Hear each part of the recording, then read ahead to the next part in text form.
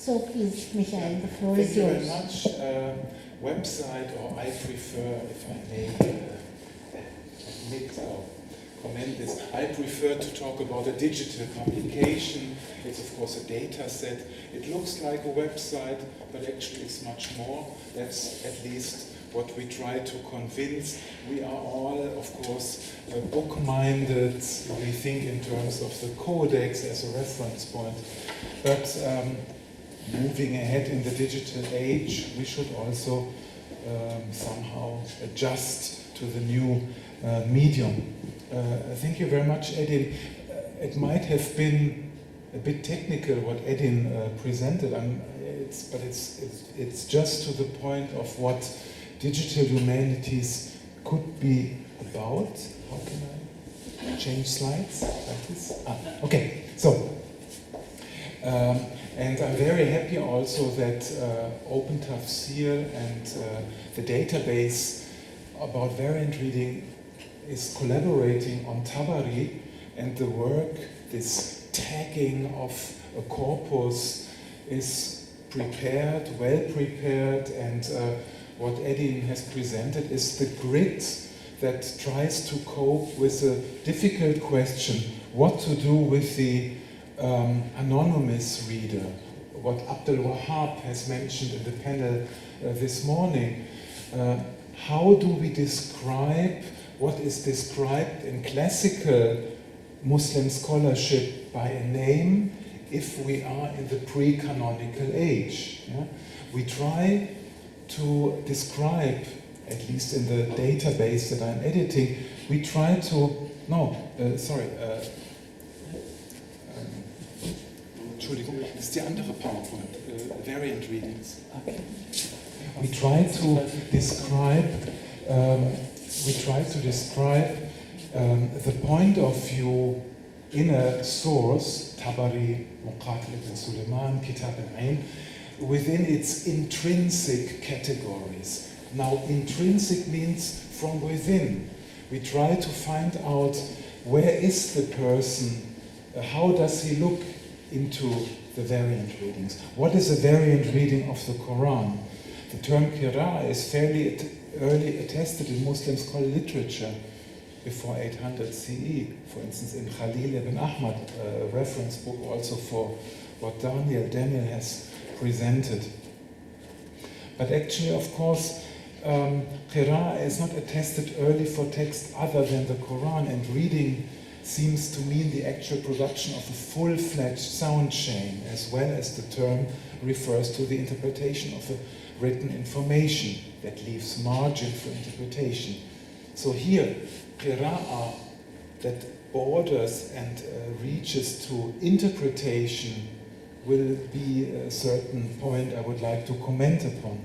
The second aspect of the meaning of Qira'ah shows that Qira'ah borders exegesis, although the term was not understood in that sense by classical Muslim scholarship of the canonical period, but rather with regard to divergent shapes of words and verses due to Arabic dialects, different regions, different authorities, and so on. Today, of course, Qira'ah is usually canonically understood in the framework of canonical readings, and thereby with regard to Ibn Mujahid, the most famous scholar about a number of scholars who took the initiative to make an end to a growing number of circulating variant readings in the big city. The Quran, of course, being the symbol of the Arabic Empire, reflecting unity of the Muslim creed, should not give reason to doubt the singular character of God's revelation to the Arabs. Let's move. I'm making 4 points. First point is anonymous witnesses of variant readings. A manuscript of the Quran like A427 of the Forschungskolleg of Goethe is such a witness. We don't know the scribe. What do we see here? We see a rasam, a QCT, as Daniel has labeled it, a consonantal text of the Quran, but also we see color. if we translate what we have seen, we get 3 variant readings. Malik Yawm Edin, Malaka Yawm Adini, Maliki Yawm Adini. One is like Mithl Qira'at Hafsan Asim, Mithl Qira'at Abu Haywa, Malaka Yawm Adin, and Maliki Yawm Adin, Mithl Qira'at Warsh and Afi. I put the stress on mithl, like, because oftentimes you would find in the literature it is qira'at of, which is a big claim because we don't know by which name this qira'ah was referred to. How do we extract what I have presented to you? 3 possibilities. Yeah, we see here dots in different colors: red, yellow, blue, yellow, a blue line, the blue line that means hadaf, to eliminate the long aleph. So malikim and malaka, yellow and blue, they say don't pay attention to the long aleph in the rasm, resulting to our 3 variant readings in this Goethe manuscript. Now, we can of course compare it to the canonical or to the almost canonical approach. This is not a canonical book, it's Anahasi Arab al-Quran, and who lists for the 4th verse of Surah Fatiha 14 possibilities. He does not say that these 14 possibilities are actually attested.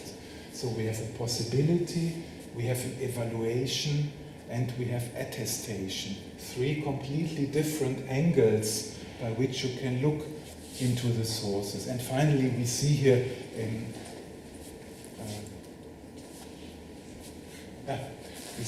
in line number 13, Malaka Yawm Adini Abu Haywa. So here we can link the manuscript to a tradition in the scholarly literature, but nevertheless it's difficult to make the claim that this is Abu Haywa, because we are at a period where these categories and personal attribution had not existed as we know them today. Now, dating, I had already mentioned, is a very important step here. When we talk about manuscriptal evidence, we are early. That was always a big question, if the Quranic manuscripts are early. Yes, they are. The one that we have seen, and also this beautiful Tübingen Codex, who remarkably is, we have taken 2 samples out of it, and 3 samples actually, and combined the result. It's possible because they were very close, and we end up before 700, which is remarkable early for a Kufi script. In De Ross classification, this is Kufi script, and usually one had believed that this is after 700. What we have seen before, he is also Kufi script, definitely later than Tübingen, but we cannot exclude that this manuscript is somewhere between 700 and 800. Okay, let's go ahead. The 7 readers of the canonical approach you are all familiar with, and they're twins of scholars who transmit them. Let's now take a second point about the anonymous reader. Yes, Ibn Muqatil, Ibn Sulaiman, one of the earliest exegetes or exegetic compilations, mentions names. وَهِيَ فِي قِرَاءَةِ Ibn Mas'ud. He mentions an expression. Yeah? I have set up a collection. Actually, if somebody here is aware of any research literature about the variant readings included in Muqatil Ibn Sulaiman, I would be very happy. There's an article that I could not get hold of. I have produced my own list, and also here you see that we have personal references to Ibn Mas'ud, and we have also in blue, man kharaha. Yeah?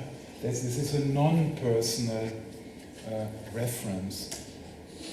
So this is my collection for the moment, 36 instances where we get variant readings. Yeah?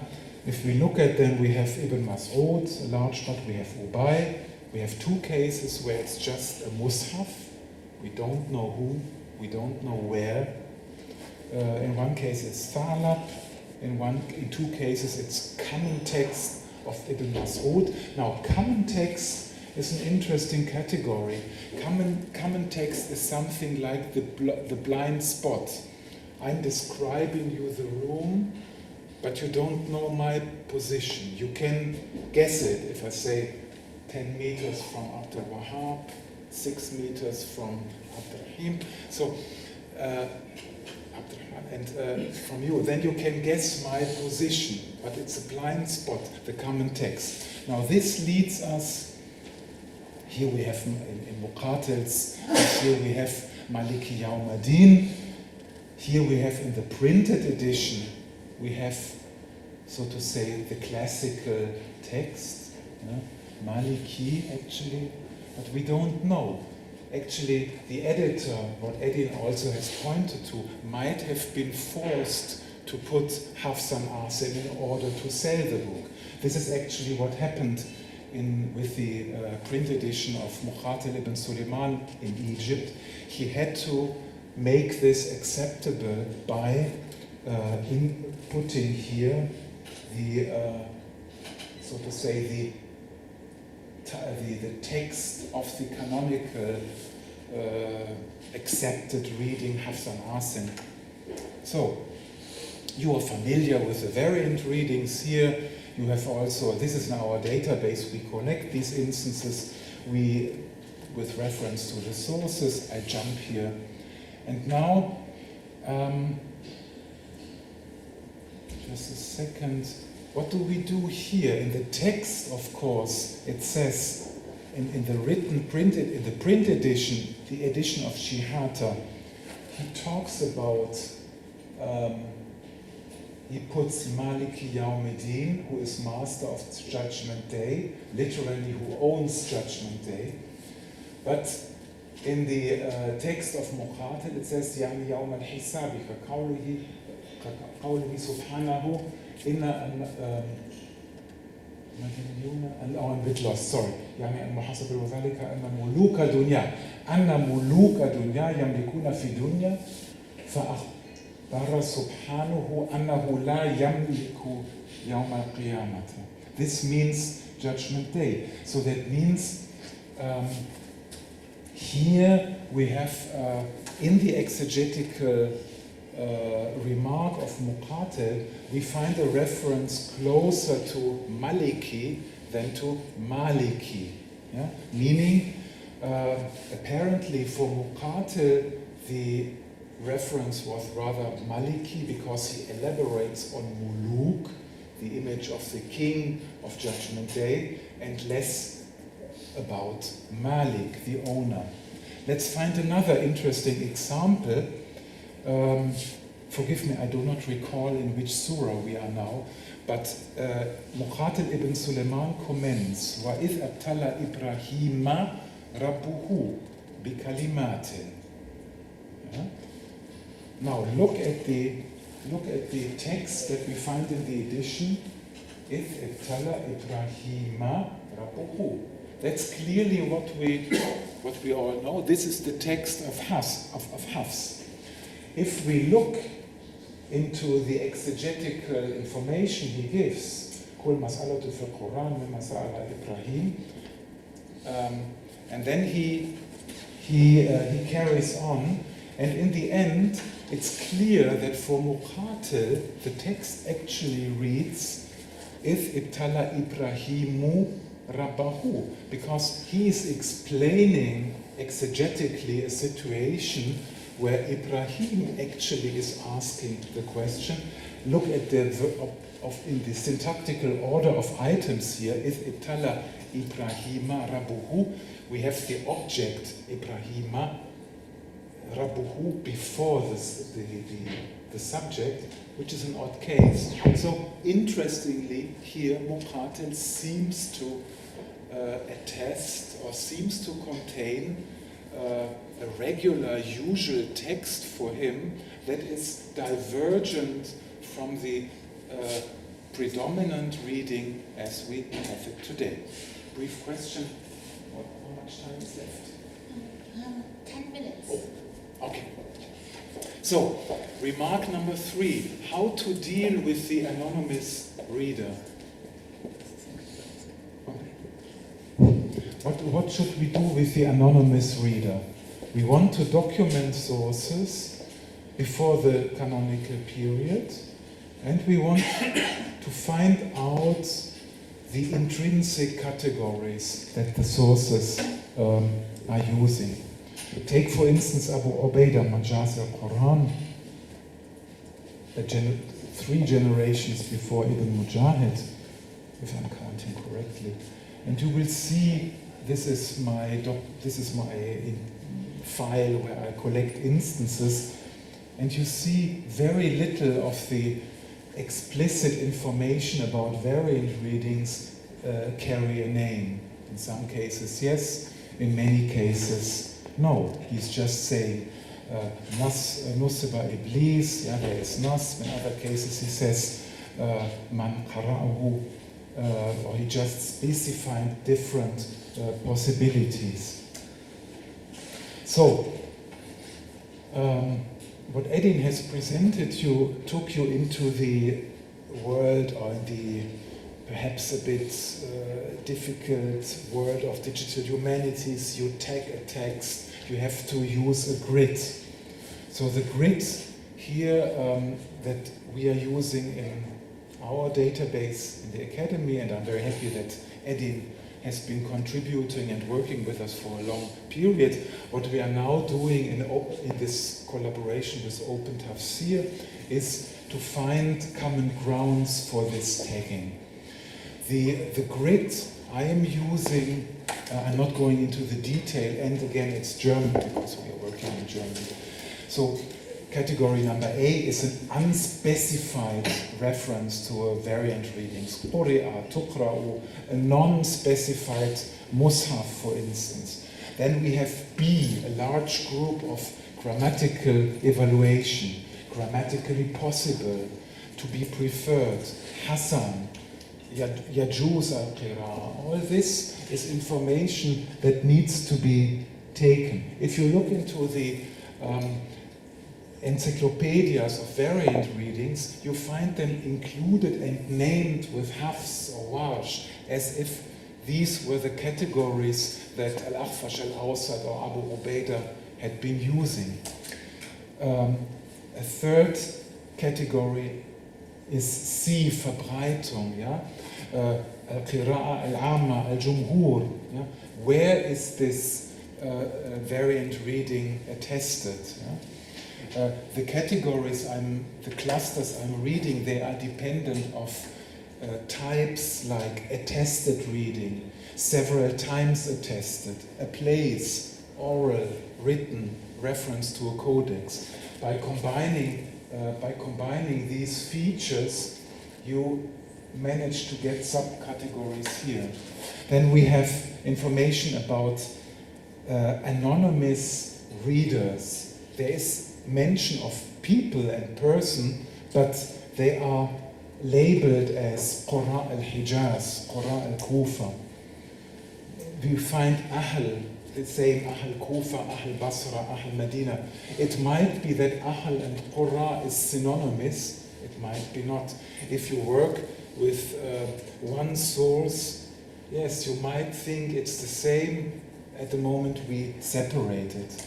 Category F is what already has been mentioned, is you have often in the pre-canonic reading literature, Qira'at literature, you have the term Lugha as a certain shape. Often Lugha goes together with a dialectual variant, a variant of Arabic attested in a tribe. In this type F, references. They, I believe, have created this idea that you encounter in the public today a lot, where people would say, the variant readings of the Quran, these are the different tribes of the Arabian Peninsula. G, an expression that I not always understand, is harf. I think it means it's a synonym for variant readings. It might be different depending where you are. And last but not least, H, all the different specifications of Mus'haf. So this is our grid. Remark number 4, one of the last remark, not complete, is the Kitab al-Ain. Okay, no, this is sufficient. It's just remark number 4, relevant for anonymous references, non-personal reference for readings of the Quran, for qira'at, is actually in Kitab al-Ain, together with Sibawayh. These 2 grammatical reference books give information about variant readings, introducing them differently than Ibn Mujahid would do. Sometimes with names. Kitab al-Ain has names like Qara'a ibn Mas'ud, Qawluhu an al-Hasan. Here we have names. We have Qira'at al-Amma. We have also the potential formula وَمَنْ قَرَأَ وَمَنْ خَفَّفَ فَهُوَ بِلُغَةِ الَّذِينَ, etc. So there is plenty of different degrees how to refer to a variant reading. Just one example is Kitab al-Ain is mentioning 2 variant readings about la'alamun. So I have to look for the verse. Here we are. The verse is Surah 43, verse 61.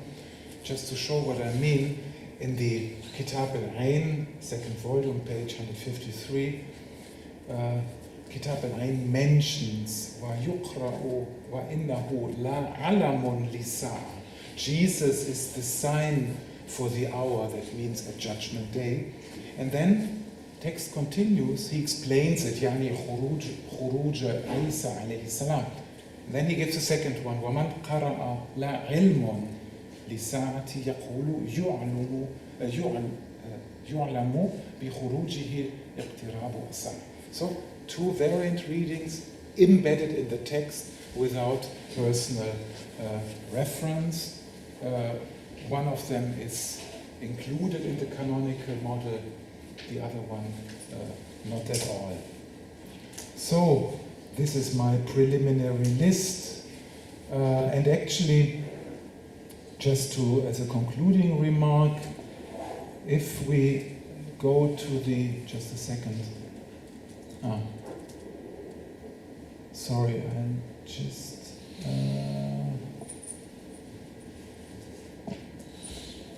I'm lost here in my slides. Actually, just a second.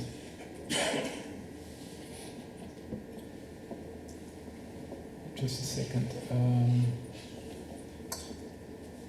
I'm sorry, I wanted to show you one of my clusters. Kitab al-Ain has 8 or 9 references in Qira'at to a certain authority. It has 2 or 3 instances where it just makes reference to a tribal kind of variant in Lugha.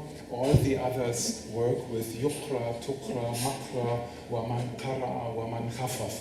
So this is a mistake. What I put here on the screen is variant readings in Kitab al-Ain that are different, are referring to the same rasm, but to a different i'jam, diacritical features. To sum it up, I wanted to just make 4 remarks about the anonymous early witness of a qira'ah, the manuscript, Goethe, and the 3 variant readings for Fatiha 1:4, Malaka Yawmadini, Maliki Yawmadin, and Maliki Yawmadin.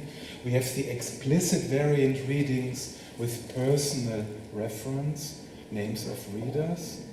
But also we have the explicit variant readings without personal reference. That means the text gives explicitly a variant reading, yuqra'u man qara'a, but we don't have a name.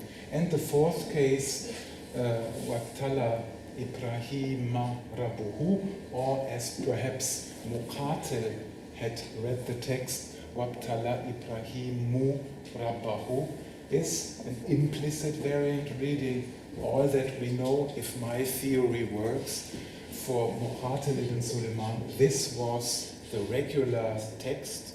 He does not even find it necessarily to highlight this, but it's not consistent of what we find in the later canonical sources. Thank you very much.